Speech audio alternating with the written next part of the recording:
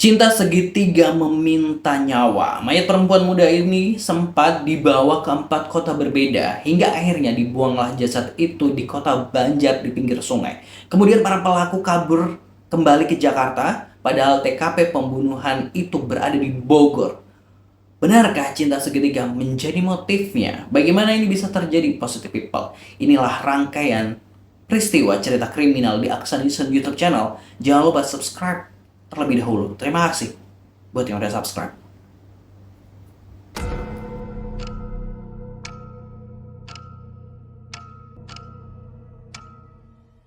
Lagi-lagi cinta segitiga bukan hanya menyebabkan hati lara, namun bahkan hingga harus kehilangan nyawa. Bagaimana awalnya ini bisa terjadi?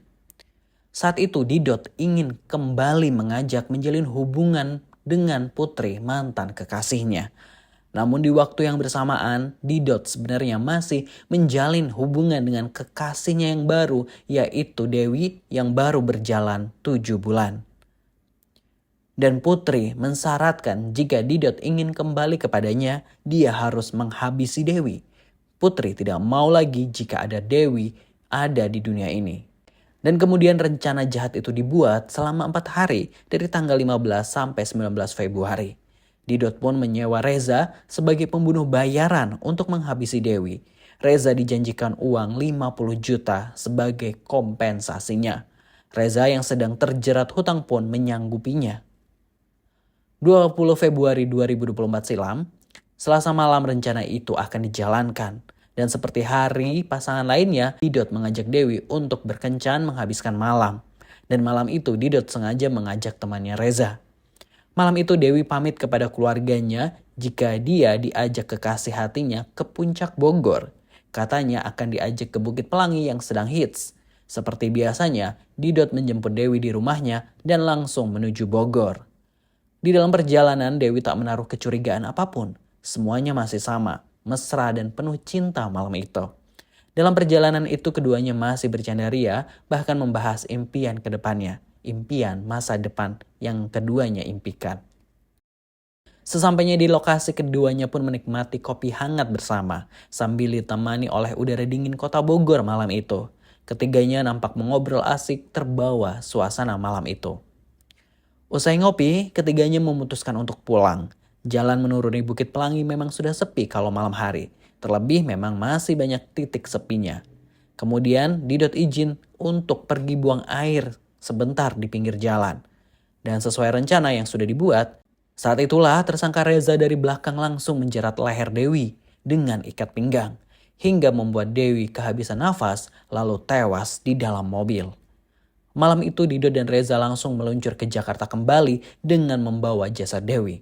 Mereka masih kebingungan akan membuang jasad tersebut kemana. Menginaplah 1 malam mereka di Jakarta. Keesokan harinya keduanya berjalan ke Cirebon, namun belum juga menemukan lokasi yang pas untuk membuang jasad Dewi. Mereka kemudian melanjutkan perjalanan hingga ke Kuningan, Jawa Barat, dan mobil mereka sempat mogok juga. Bahkan mobil mereka sempat ditowing untuk dibawa ke bengkel di kawasan Banjar. Nah, karena takut ketahuan saat di bengkel nanti, jasad Dewi pun dibuang begitu saja di bibir sungai dengan dibungkus selimut tanpa identitas. Saat sudah di kawasan Banjar, jasad ditemukan pada Minggu 25 Februari 2024 di Jalan Raya Banjar, Cimaragas, Ciamis, Kota Banjar. Selesai sudah tugas mereka, pelaku Reza hanya dibayar 15 juta dan 1 buah handphone seharga 8 juta. Jadi total sekitar 23 juta. Jauh dari yang dijanjikan yaitu 50 juta. Uang itu pun didapat dari hasil menjual barang-barang mewah milik korban Dewi. Sementara di tanggal 26 Februari, orang tua Dewi sempat mendapatkan paket dari seorang wanita. Paket itu berupa sebungkus sate. Paket diterima tepat sebelum polisi datang ke rumah. Setelah paket itu datang, orang tua Dewi mendapatkan pesan WhatsApp dari nomor Dewi. Isinya enak gak bu? Coba dimakan. Namun sate tersebut tak sempat dimakan karena sudah malam. Barulah keesokan paginya polisi datang.